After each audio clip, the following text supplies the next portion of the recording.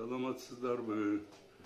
Мен Жакыпбек Абдуллаев, хирург, Мамакеевтин окуучуларынын биримин.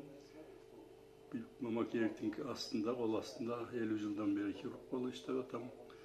Азыр Кыргыз медициналык академиясынын доцентимин. Госпиталдык хирургия боюнча студенттерге сабак берем.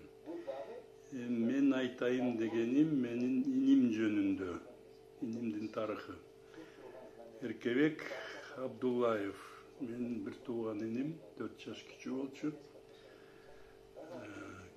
Совет убагында КГБ СССРдин эң жашыруун группаларынын биринде элитный деп коет, офицерский группа была, элитная группа, вымпел деген. Ошондо служба кылган. Анан подполковник наамында отставкага кеткен, Советтер Союзу таркап кеткенден кийин. Ошондо КГБда 12 жыл иштептир. Так, өзү жөнөкөй эле мугалимдердин үй-бүлөсүндө төрөлгөн, Таласта өскөнбүз, орусча окуганбыз, китептерди көп окуп, романтик болчу, шпиондор жөнүндө, фантастика. Бирок бунун ою ошонун баарын чын көрүп, артында эмне бар, чындык бар деп чукуп ойлонуп, ошону жакшы көрчү да. Биз фантастиканы окусак, бул жумок экен деп кабыл алсак, бул аны чын көрүш, бул жок жерден чыккан жок деп. Анан окууну бүттү, университетке өтүп, экономист болуп Таласта иштеп жүрдү, 4-5 жыл өзүбүздүн айылда. Таластын башында Каракол деген айыл бар. Каракол деген колхоз, атактуу Айдаралиев деген чыккан. Ошонун астында иштеп, анан комсомол комитетине секретарь кылып чайлап алышыптыр. Анан бул иштин баарын иштеген ишин майын чыгармайынча, аягына чыкпайынча тынч эмес да. Комсомолго үчүн өтпөйт. Аз комсомолдор деп. Анда бул өзүнүн фотоаппаратын алып алып, жайында чабандардын, малчылардын баары тоонун башында жүрөт, сүрөткө түшүп, комсомолдук билет алганга убактысы жок. Өзү барып, баарын сүрөткө түшүрүп, галстук ала барып, галстук тагып, бирок фон таап, ар бирин алып келип комсомолго өткөрүп, комсомольский билет берип, анан 100% комсомол болушкан да. Анан кружок уюштуруп, өзү ырдап кичине гитара черте койчу, андай кружок уюштуруп. Анан өзү күрөшкө, дзюдого барып жүрчү. Спорт секциясын уюштуруп, балдарды дагы катыштырып, чыгылып, иши алдыга чыгып, район боюнча биринчи колхоздун комсомол секретары болуп калыптыр да.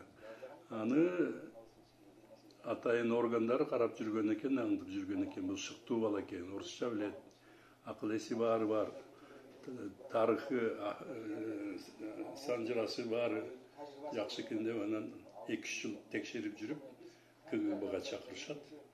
Биз аны да билген эмес, сөз да билген эмес. Анан бир күнү эле мен КГБнын окуусуна кеттим деп келиптир. 79-жылы Минскиде высшая школа КГБ контрразведчиктери даярдаган мектеп бар экен. Ошол союз боюнча алар мыктыбыз деп айтчу экен. Московский школа биз мыктыбыз экен дейчү экен. Ошол жерде 1 жыл контрразведчик дегенде окуп, старший лейтенант болуп, КГБ анан Таласка келет кайра. Таласка келип, рядовой оперуполномоченный болуп, районда иштейт. Анан Киров району болуп, Таласанда, Киров районунда. Ошол жерде эмигелер көп, азыр эмигрант деп коебуз. Эмигрант дейбизби? Баягы согуш убагында куугулуп келген элдер бар болчу. Курттар, түрктөр, гректер, немистер, ошонун баары под колпаком деп койчу да. Оказывается, баары текшерип туруш керек экен да. Ошонун арасынан чет өлкө менен байланышып алар жокпу? Ал убакта чет өлкөдөн гректер өзүнүн туугандарын таап кийин көчүп кетишти. Түрктөр эмеге кетебизде деле Грузияга кетирбей коюшту, орун бербей койду. Татарлар Крымды бербей коюшту, кеби көчтү. Немистер эмеге көчүп кетти, кийин Германияга өктөрүп. Ошолор менен тыңшап, текшерип, аягында эле иштеп жүргөн. Анан буларды окуп жүргөндө анкетирование кылат, баягы аябай текшерет, ким эмнеге шыктуу деп. Анан бул мыкты разведчик, контрразведчик болот деп анкетасында бар экен. Анан 1-2 жыл өтпөй эле кайра чакырып кетишет. Ошондо 82 жылы Андропов, Атайын, Жашыруун элиттик группа түшкөн экен, жалаң офицерлерден. Вимпел деген. Ошого барып, дагы 1 жыл окутат. Андан кийин уже Афганистанга жиберет. Афганистанга жибергенде эме деп командировка деп коюшчу 1 жылга. Бул барганда булар согушпайт. Булар элитный подразделение, да, булар планирование, обучение, местный эмени кадрларды спецслужбаны даярдап, согушканга үйрөтүп, планировать этип, ошентип жүрдү. Анан бунун кызыгып калганы минированияга, минер болуп кетти да. Ошону кызыгып, кандай жардыруу эмелери бар чет өлкөдө, миналар барын, түрлөрүн баарын билчү. Биздики кандай, өзү бирдеме ойлоп чыгара койчу. Афганистанда колонналарды жардырганда кандай кылыш керек деп. Ошону үйрөтүп, минный дело үйрөтүп афгандарга. Срогу бүткөндө кайра келет. Кайра келгенден кийин кайра эле баягы Киров районуна КГБга келсе, буну кайра эле жактырып калыптыр. Афгандар чакырып атат деп экинчи командировка алып кетишет. Аякта иштеген иштери жакшы. Андан кийин биртикеси алтып 3-чү командировкага дагы 1 жылга алып кетет. Уже 3-чүгө үй бүлөсү менен, үй бүлөсү анда 2 кызы бар. Алар мектепте окушчу, 2 кызын таянесине, таятасына калтырып, аялын алып кетишет да. Бул длительный командировка деп 89-жыл болуп калды го. Бирок жогортон чечим чыгып, Афгандан чыгабыз деп орус аскерлери, совет аскерлери ал командировкасы көп созулбай калды да. Эми ошондо жүргөн иштерин баарын кичине жазып жүрсө керек. Эсимде бар экен, кийин китеп кылып чыгарды. Позывной Кобра деген. Ал бестселлер болуп калды. Элден мурун 10 000 тираж менен чыкты. Анан 15 000, анда 15 000 Россиядан. Эми азыр интернетте кызыккандар болсо, Эркебек Абдуллаев десе чыга калат. Андан башка дагы жазган көп статьялары бар эле. Анан ал Афган согушу бүттү. Булардын службасы бүттү. Келип ошо жерде курсы подготовки, переподготовки дегендери бар экен. Ошондо мугалим болуп, кайра эми башка жаш офицерлерди үйрөтүп, окутуп жүрдү. Анан эми секретный жашыруун операцияларга катышып, булар жөн турушпайт да. Жаңы нерсе издеп, жаңылык киргизип, бунун фантазиясы аябай күчтүү болчу, ойлору. Ошол жанагы ыкмалары, особенно подрывной делода көп жашырын ыкмалары бар. Азыр деле ошо органдар КГБнын эмелери келгенде колдонушат. Бунун Бектин ыкмалары деп жазып калтырбайт экен да булар. Жашыруун болгондон кийин булардыкы. Анан горячий точка деп коет. В Карабахта согуш башталып калды. Ошону басканы басқан емес, тынчытканы жиберет, инструкторларды ошолордун арасында барбай эле катышты. Анан союз таркай баштаганда көп чатактар башталган. Азербайжанда көтөрүлүш баштала баштады. Ал жерге да барып горячий точкаларды катышып келди, аларды көп айтпайт. Анан союз таркагандан кийин эми буларды кааласаңар мекениңерге кеткиле. 92-жылы болду. 91-жылы союз таркай баштады, 92-жылы. Же Россияда калды. Анан бул ойлонуп, мен Кыргызстанга жардам берейин деп, анан Кыргызстанга келген. Ага чейин кыргыздар деле билет ким экенин бунун. Анан булар чакыруу жиберип, президент болгон Акаев менен 2 жолу жолуккан. Акаев бизге келишти деп чакырган экен. Анан официально чакыруу жиберип, которулуп келген 92-жылы Кыргызстанга, Кыргыздын КГБсында. Ошондо 4 ай иштеди го. Анан кыргызча ошол убакта кылган иштери өзүнчө да бир жомоктору бар. Значит, ага чейин өтүп ошонуп келилекте тияктан.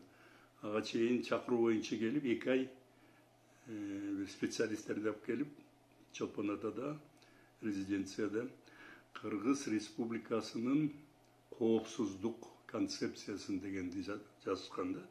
Анткенди республика тараганда эч закон, эч эмелери жок болчу да, кандай иштеш керек, эмнеден башташ керек.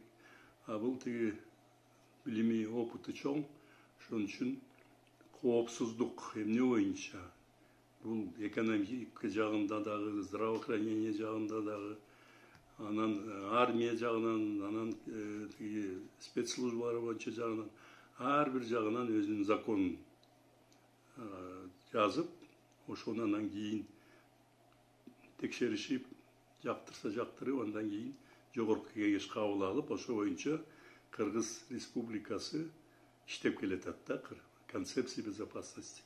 Аны улам жаңырып турат, 5 жылдабы, 10 жылдабы, жакында эле дагы өзгөртүп окшойт, бирок базасы жазган, основасы ошо Эркебек, анан жетиштип келген специалисттер менен ошолор жазышкан да. Анан тагыраак айтканда, гвардия жөнүндө мунун ою. Гвардиянын бунун ою боюнча түзүлгөн да, Кыргыздын гвардиясы. Эркебек айткан, биз ким менен согушабыз, тегеректеги согуша албайбыз, жеңилип калабыз. Ошон үчүн биз коргонгонго, партизандык согушка даяр болушубуз керек.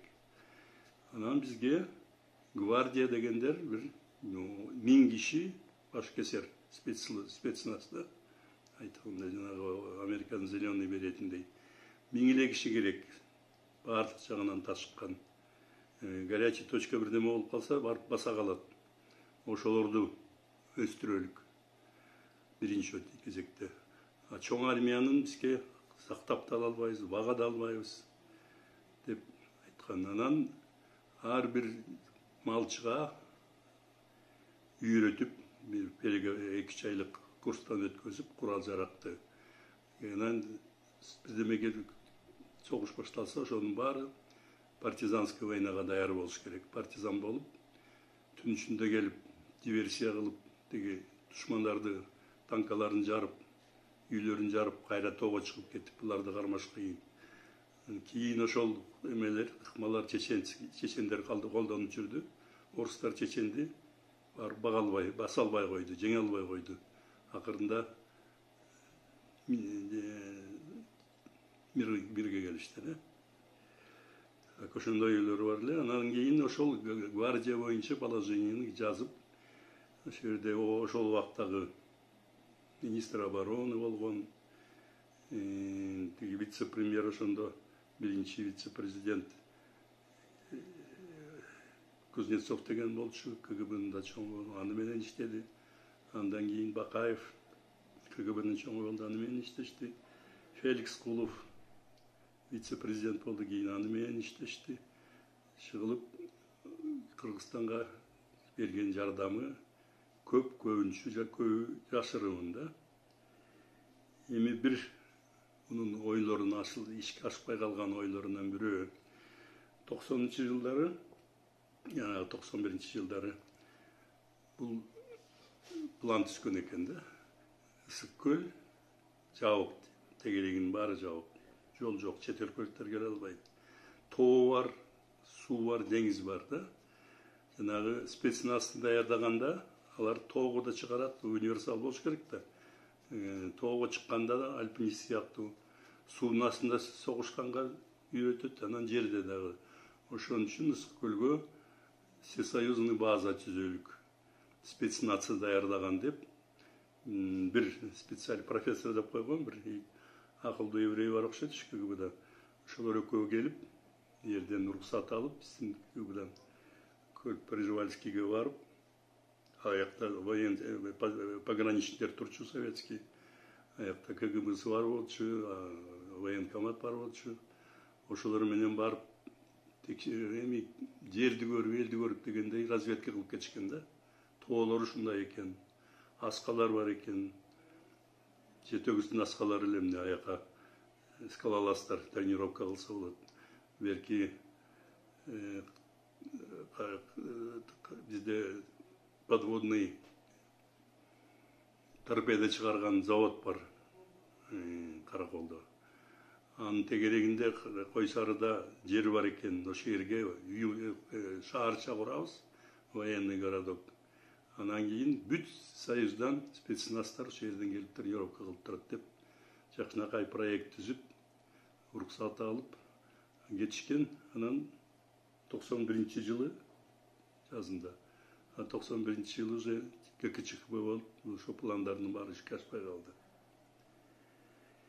Так андан кийин 92-жылы бизге КГБга которулуп келип 4 ай гана иштеди анан кыргызчылык деген бар да тиги Бакаев ал убакта КГБнын чоңу болуп калган ал гражданский киши болчу тандап алынган акылдуу толковый эле жакшы азамат бирок бул эмне үчүн келди бизге Россиядан которулуп буну атайын жиберип атабы же өзү келдиби менин ордумду талашат го акырында бул специалист экен ушундук азамат экен деп ичи таарып ошо тегерегиндилер дагы анан кийин ар кайсы мунун айткан ойлорун пландарына баарына бут тузушуп кысымчылык кылып кыргызчылык кыла баштады да анан ошондо 92-жылы 40 жашында отставкага кетип калды. Анан Россиядан уже бошонуп чыгып кеткен российский КГБдан кыргыздын КГБсынан чыгып анан ошол бош безработный болуп калды да. Бирок андан кийин бош жүргөн жок. Айтып отурсак көп иштери болду. Анан ошонун бирөө Американын солдаты удачи деген журналы бар экен. Ошонун российский редакциясы бар экен Москвада. Ошондо журналист катары ошондо иштеп калды. Анда как американский журналист Чечен согушунда башталганда Чеченстанга барып, уже мен российский граждан эмес, мен Американын журналистимин деп чечендер баарын көргөзүп, баарын көрүп кандай болуп атат. Ал партизанский согуш Дудаевка чейин жолугу андан кийин келип центральный телевидение айткан, бул согуш жеңе албайт орустар чечендерди. Булар гражданский согушка өтүп кетти. Элдин баары менен согушуп атат. Тоого чыгып түнчүндө диверсия кылат. Токтотуш керек деп айткан эмелери бар. Баарын публикациясы. Андан кийин өзү кроме журналистики жазгандарынан өзүнүн мемуарын жазып «Позывной кобра» деген китебин чыгарды. Анан альманах Вымпел деген аты менен альманах деген бирөөлөрдүн китептеринде чыгарат да, бирок ошол секретный службаларга отношение бар, детектив сыяктуу көп китеп чыгарды.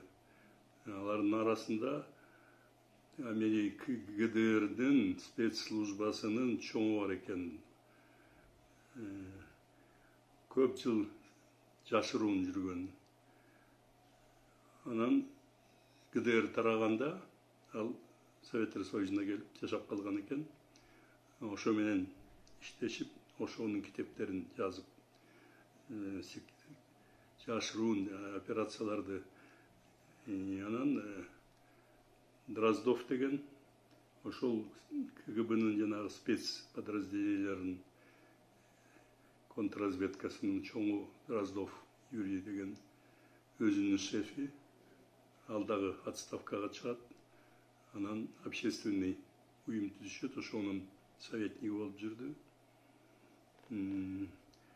Чыгылып, ошонун иши жүргөн жок, бирок баягыдай активный иш жок да, творческий киши болуп калды. Анан Кыргызстанда сал эле бир неме чыга калса келе калат. Баткен согушунда да келе калды. Мен жардам берейин, мындай кылыш керек, тигиндей кылыш керек деп кат жазат. Акаевдин эмеси